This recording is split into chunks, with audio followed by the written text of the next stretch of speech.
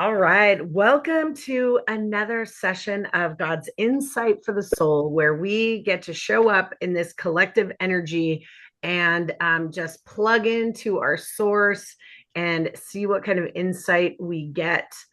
Um, we If you're new to our little gathering, basically we just have two or three people that show up, they ask a question, they give us a situation, or we pull a card, and then Bridget and I will just tap in and just see how God wants to bless us. One of the biggest things that we want you to do is put yourself in the place of whoever's asking the question.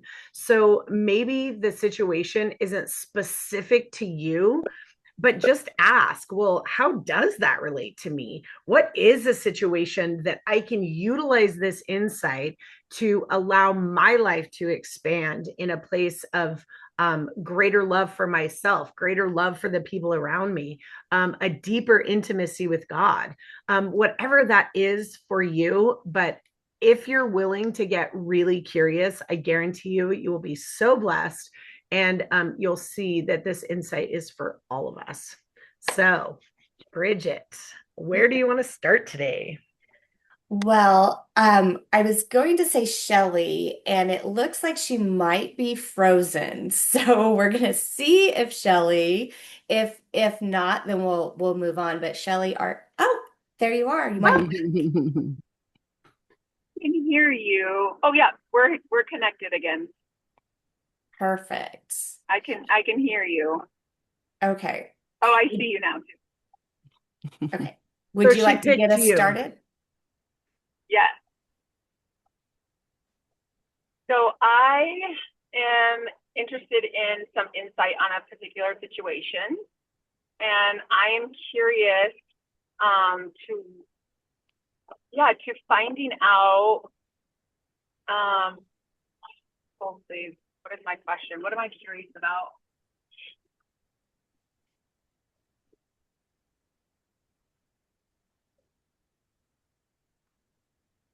What are my next steps in this visual? I have a visual that has come to me. And I'm just curious what my next steps are with it. So I have been playing with, I was going to say playing with myself. Yes, playing, Queen. You've come to the right place. Amen. I've been playing with this idea of like unpacking like my storage unit, like the things that I have been storing in my body for survival pattern, whatever it is. And I visually see myself unpacking my storage unit. And some of the boxes I open, some I just move around, whatever. Anyways, a box has come to me, and it has written all over it the word peace. Do you want more information than that? No, Okay. I don't. Bridget, do you need Yeah. anything else? Nope. No. Okay. So I'm ready, Bridget. Yeah, go right ahead. Okay. Um, so the very first thing when you said, "What are my next steps?" I got some information, and then when you kept going, I'm like, "Yep, yep, yep." Just a different flavor of that same thing. Um, Stop trying to find the next steps, Mm, because that thing was presented to you from your higher intelligence, higher being, just outside of your cognitive understanding, right? You received that. And mm, what we do as humans is we receive something and then we go, okay, what am I going to do with this? And then we go back into our own understanding and try to figure it out, instead of, oh, I got this download, I wonder what God's going to do with it. I wonder what God's going to do next with this. I wonder how I allow this to unfold in my life, right? We don't get pregnant and then go, okay, God, I'll take it from here. No. it grows inside of us. And then we don't go, well, I'm ready to have this baby, and we pop it out. No, the baby tells us when it's ready. We have our body starts giving contractions, right? And then the baby comes out, and then we're like, okay, God, we'll take it from here. No, it's still God working inside of that baby. Well, birthing an idea, birthing something in our life is no different. And the more we can surrender to the fact that everything is a gift to us for us to enjoy, then the next step is so obvious that it's just like, oh, well, of course. Oh, well, of course. So with all of it, it's just a surrender into, cool, what's God going to do next? But then when you said that the box was labeled peace, here was the new part of what came up. Guys, when we come into a consciousness of our human, because that's how we come into this world, into a consciousness of our human, the chaos is how we're programmed. There's this, there's that, lick this, touch that, feel that. There's all these people, and people want to touch me, and we're so open, and we're receiving, and we're receiving, and we're receiving, and there's all of this chaos, and our nervous system is always like trying to do this, right? Then peace, which is basically alignment with 2% of all of what we've gathered over our life, it doesn't feel good at first, because here's the resonancy of peace. Here's what we're used to. And so if we're functioning in this and the resonancy of peace gets too close, we go, that doesn't feel good. And then we want to go back to this without this, right? So no, this is the practice. Wait, and we get a little closer, and it doesn't feel good, and we go back over here, but we keep going, and then we go here, and then we keep going, and we go here, and we have to be persuaded that this is actually yummy, because this has been like yummy for so long. Guess what? This is just part of the process, because now I'm actually learning what is me, what is unique about me. That's where peace is found, but I don't know that yet. And there's all these ideas and patterns and other influences, right? So it's okay. Peace might be a year away, might be 10 years away, but you can have it right now. You can have it right now. You can have it right now. You can have it right now. But when we think of peace, we think of this prolonged forever peace instead of just right now. Just have it right now. Just right now. And this is the practice, closer and closer and closer, until one day we're like, oh, there I am. Oh, there I am. There I am. Right? But there's nothing wrong with not being there I am, because all along the way, there is this closer. But if we think that we're not who we are until this, then we're not getting any closer. So just keep receiving. Sorry, that was really long. Go, Bridget. That was so Cut me off. That was And so good. I love it when the insights that we get are so like same. I Shelley, the first thing as you started talking about cleaning out that storage unit, and what I kept getting was just this very grounded feeling. This like your your identity is so unshakable that cleaning out the storage unit, whether you open the box and purge stuff or you keep the box and say, I'm going to look at it later, this solidity of you is so unshakable. And just to remember that as the storage unit comes up and this feeling that you need to go through, just remember, and I am unshakable. I am unshakable. And the other thing that I love, like as Lori was talking about the peace, because what really came through for me was I first heard your word peace as Peace, but when I wrote it down, I wrote Piece. Okay. And as Lori was talking, I was like, yeah, because even going through the storage unit is discovering another Piece of you, Mm. which brings you Peace. Mm. The the Pieces, the pieces of you, when you sit with them, will bring you peace. The pieces of you bring you peace.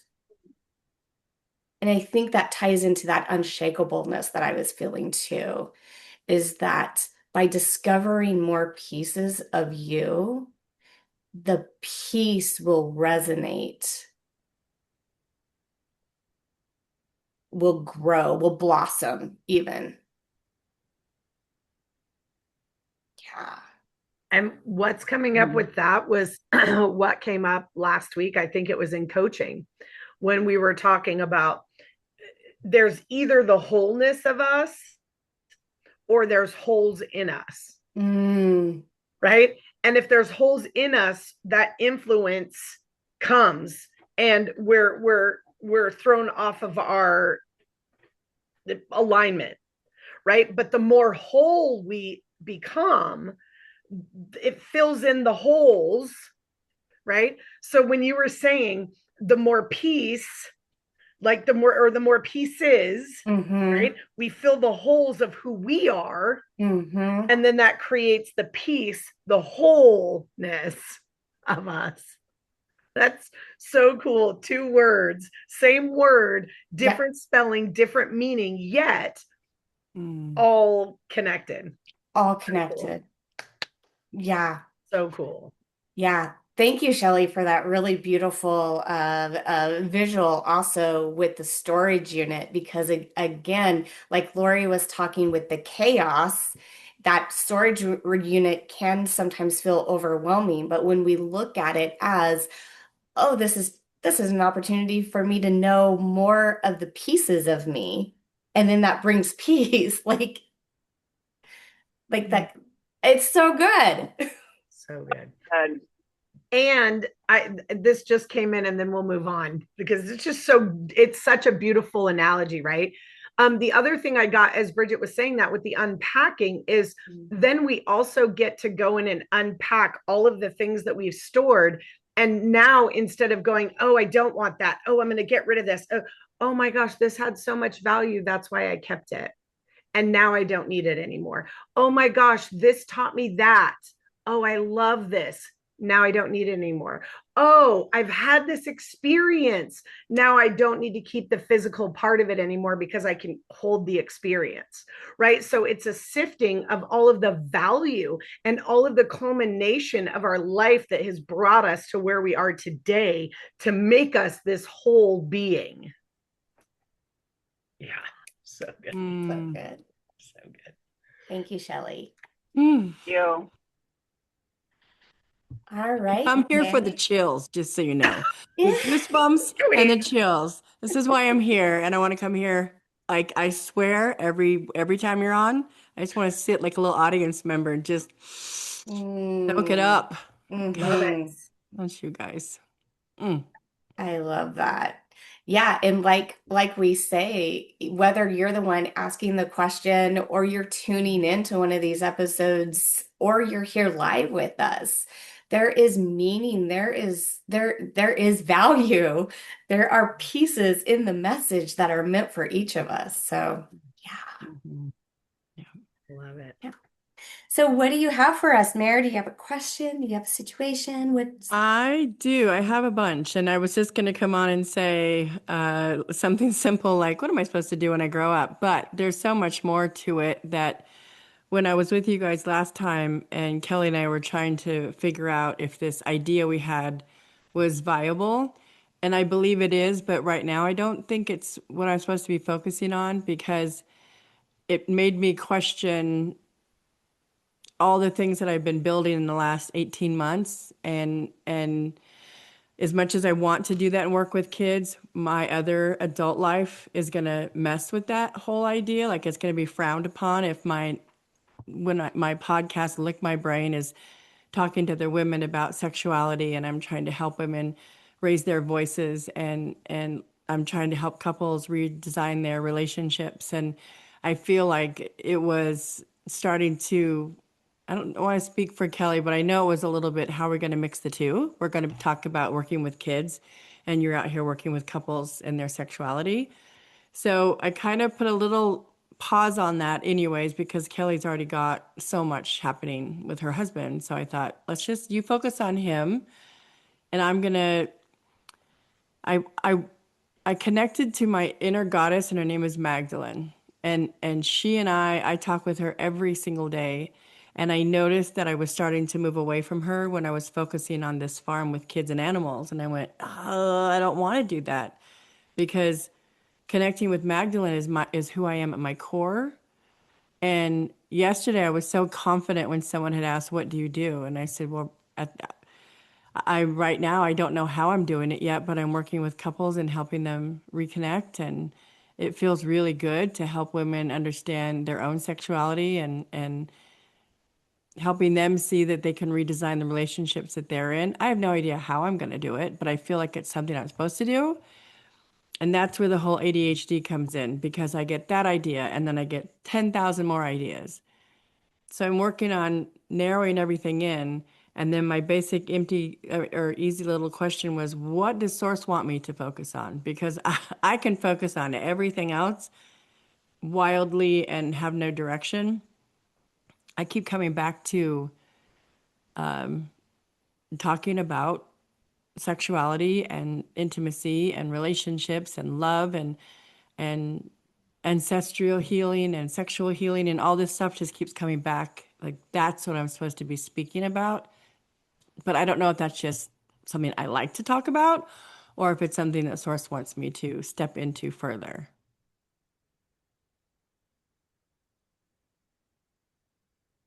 Bridget, I feel like you're supposed to go first on this one. I knew you were going to say that. Yeah, Mare. Um, the first thing, like, how how do I want to say this? No idea is a bad idea, right?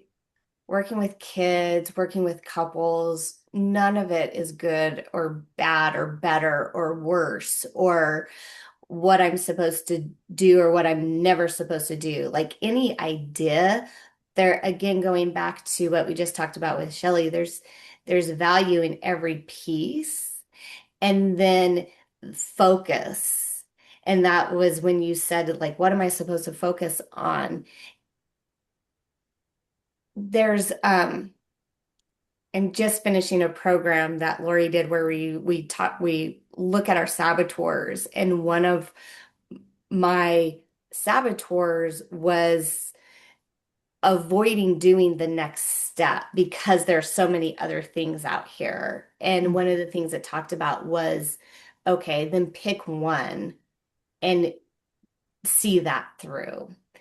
And just as you even said, the working with couples, like you're like, I know that's what I'm doing. And maybe the kids and farm and all of that, maybe that's in the future. There's an idea. It's not, but pick one and do that for a while. Mm-hmm. Pick little tiny easy things too, Am like I frozen? Oh, oh, go ahead. like You were just frozen for a second. I oh, didn't know if gotcha. it was Okay. near you. Okay.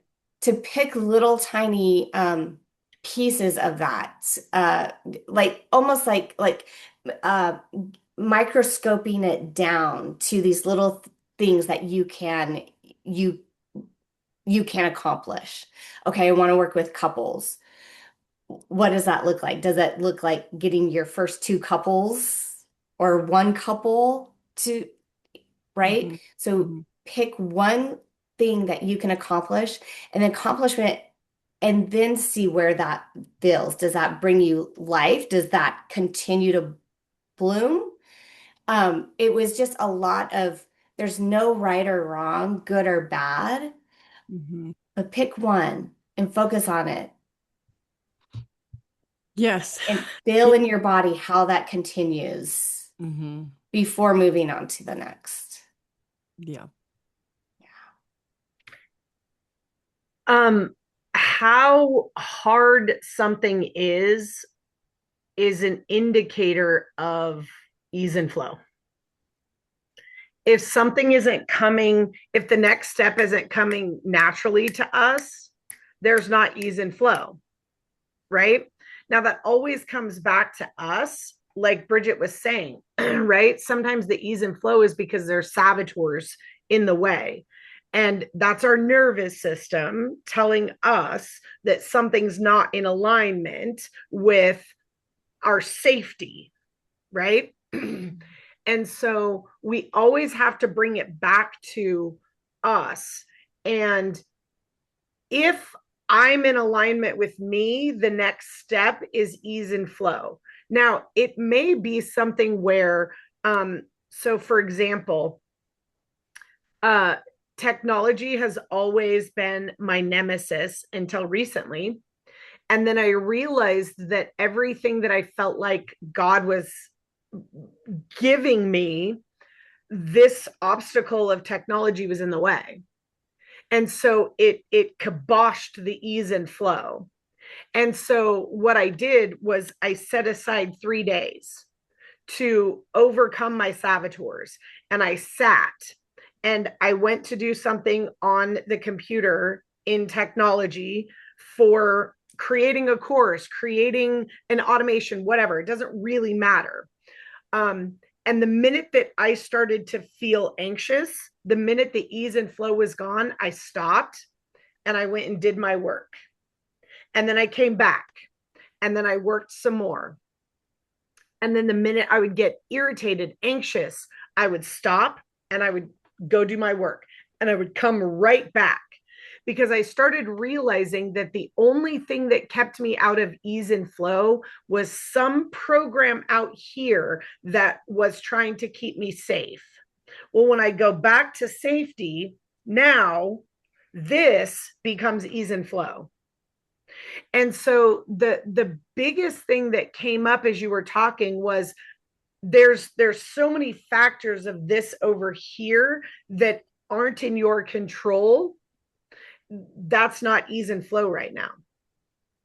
What's in your control, right? And I love the ADHD because that's two things. One, it's an indicator of our ability to have a lot of things going at one time, which I think you do have so much capacity to do lots of things at one time that streamline, right? You're not designed to, I do a podcast, I only do a podcast, that's all I do is a podcast. Like Right. you're designed to do a podcast, to do coaching, to work with women on their sexuality, to then work with couples in their sexuality. You're designed for all those things. That's the beauty and the gift of ADHD. Where it becomes a detriment is when we give over our power to the ADHD instead of going, oh, that's just a saboteur. That's a program. That's something that's trying to keep me safe. And it's derailing where I am in my focus. Right. And so, there was something that came up when Bridget was, we so often are looking for how do I have the perfect meal? Let's do this. How do I have the perfect meal? And I want to do everything over here to make sure that when I eat this meal, it's perfect, right?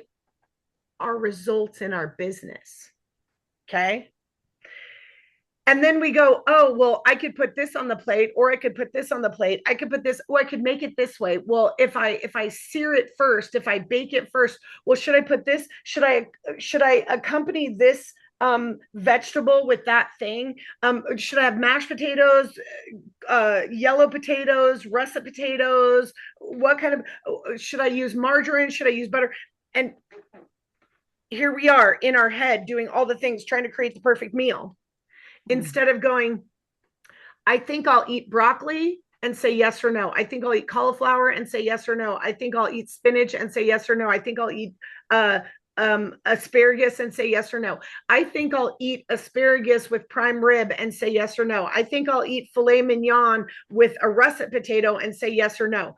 And we're trying to create this perfect meal out here, and we're not just going along the way and going yes or no, yes or no, yes or no. Ooh, I'm gonna talk about this today. How did that feel?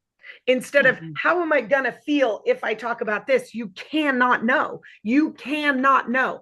And that's the biggest thing, guys. We're trying to know before we take the bite. You can't know what it's gonna taste like until you take the bite. Just take the bite. Just keep doing. Do the next thing. But the thing is don't get caught up in the result. Get caught up in the experience of taking the bite. How did that feel in my mouth? How did that feel when it went down my throat? How did I like those two tastes pair together? And now, guess what? The perfect meal is inevitable. It's inevitable because you are experiencing all the things that are leading you to the perfect meal instead of being in your head trying to not make a mistake by making a meal that is less than perfect. So go have some fun, sister. What is that? What is that saying? Shoot crap to the wind? That is definitely not it. But do you know what I'm talking about? Shoot whatever to the, like, that's right. Yeah. Yeah, just throw it up. Just go have fun. Yeah. Just go on your wherever you talk to women and go, what do you guys think about the word pussy? Oh, yeah. How did I feel about saying that? How did like play? Life is supposed to be a game. And guys, we take it so seriously as if it means something. One, we're eternal beings. Two, we're all going to die. So when we understand physically, so when we understand those two things, everything else is just the lie of the illusion. Yeah. Right? Go have some fun. Your little girl who wants to play is screaming to get out. Like there's this facade that we have to be professional and we have to get it right and we have to do it right and we have to be seen by the people who are going to hire us in a right way. And you know what I say? Fuck everyone who doesn't want to be in your sphere of influence, in you being you. Just go be you. Say the words, be naughty, be serious, say that sometimes we have to be serious and sometimes we don't, and do all the things. And then just, what did that taste like? How did you feel with that?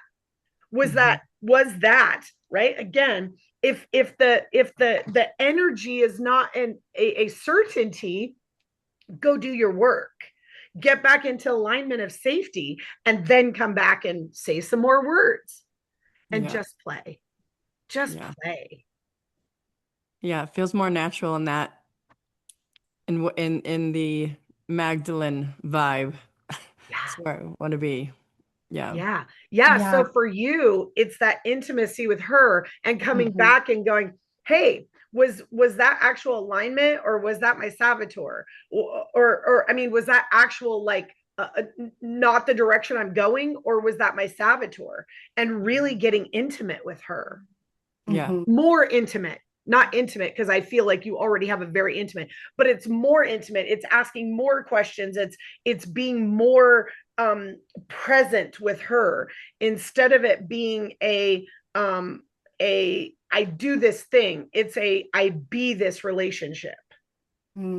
She really desires more of you. Yeah. Okay. Yeah. It's just one more little nugget because this came right at the very beginning when you were first talking, but then it came back up as Lori was finishing the other people's opinions. If I'm going to talk about couples and their sexuality, or I'm going to talk to couples and their sexuality, but I also want to do this kids thing with a farm, and there was a direct division, and yet couples and their sexuality, where do babies come from? Exactly. It's all tied. Exactly. So the other people's opinion, when you even think about how you're seen or other people, that's a clear indicator. I'm out of alignment. Go be with Mary Magdalene. Mm-hmm. Yeah, because I was standing firm in her, working on the farm, and then other people were coming Mhm. in with their nervous. They're like, oh, you can't talk about, BDSM and I'm like, yes, you can. Yeah. It's part of everything. It's not this, yeah. So I stand pretty firm in it. It's not that I'm not well received. I already have gotten my first troll. So I'm like celebrating the fact that it was a man, of course. And it was like, listen, buddy, so it was like, good. You're just helping me with my algorithm. Come on over, like, do it. But, Yeah. yeah, I know that if I'm standing in with Magdalene and we're doing what we're supposed to be doing together, and it feels very much like she's with me the entire time, we're going to be going in the right direction. And if and when that farm actually comes to be, Magdalene and I, Lick My Brain, will help fund it. So, you know what I mean? Like, it's all good stuff. It's not, I don't need any. Absolutely. It's the donors that she was worried about. I'm like, well, then we don't need those donors. You know what I mean? Amen. Yeah. Because I don't need your judgy money. It's okay. Hmm. and this is where, guys, if we really surrendered to whatever it is that we came to experience on this planet, and we let go of the results, and we really trusted that it can't not happen the way that we designed it to happen before we had a body, Hmm. right?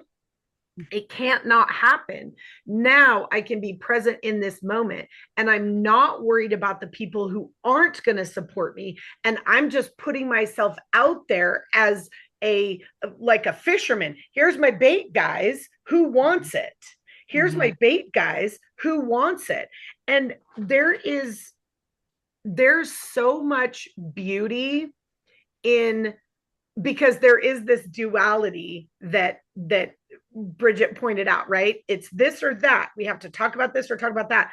But here you sit on a call that we're about to put on public YouTube TV, and you're saying, I speak with my Magdalene energy, and I'm looking for sources direction, and I like to talk about BDSM.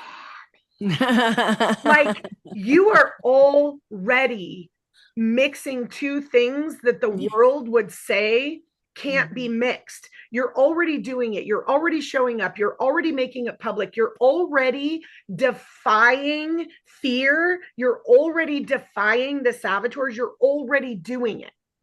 And that is such a beautiful thing to look at. Oh, the very thing I'm afraid of, I'm already doing it. Yeah. Right? I'm already doing it. So Yeah. celebrate more that you're already doing it. Yeah. And now you'll get more of the ease and flow, right? Yeah. So good. You Thank you. like, and again, like, my girl parts are Twitter pating, because really, you guys, to like, heaven is found, and this is the whole like presupposition and foundation of Emfrey, which is the model that we live from, coach from, teach from, is we're 100% human and 100% spirit. And there's 36 laws in the human, and now there might be more, whatever, that's just our framework of what we've designed, right? But 36 principles of the human, 36 principles of the spirit, that are opposite, polar opposites. But heaven is found when both get to be true simultaneously. Mm. I can be a spiritual source heart seeker and talk about BDSM.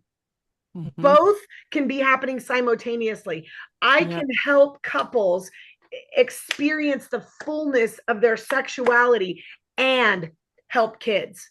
I can do both, because that is where heaven is found. That is where the beauty of what source created you for this incarnation for, is to live in this place where there could be so much judgment on either side of the opposite. And you say, love says everything's allowed. Sorry if you don't want to love. That's on you. Yeah, exactly. Queen. My God's okay with it.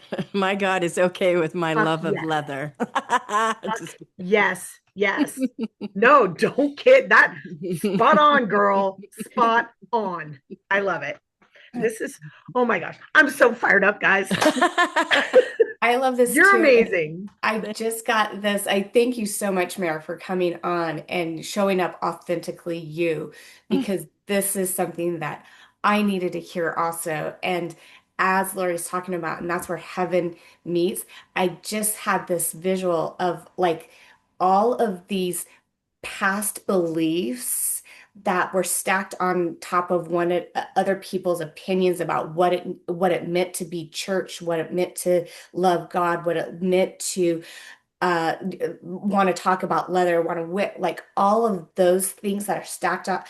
It just all crumbled as Lori was talking, like this whole thing just crumbled to the ground. And then you and me, like each one of us were able then to create our own pillar of strength, because all of this other opinion just crumbled.